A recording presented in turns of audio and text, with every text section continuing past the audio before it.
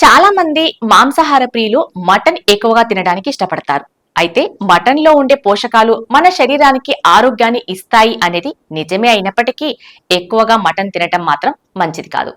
ఇక మటన్ తినడానికి కూడా నిర్దిష్టమైన సమయము ఉంటుంది. రాత్రిపూట మటన్ తింటే కొన్ని రకాల సమస్యలు వచ్చే అవకాశం ఉంది అంటున్నారు నిపుణులు. అయితే దీన్ని మనం తేలికగా తీసుకోవచ్చు.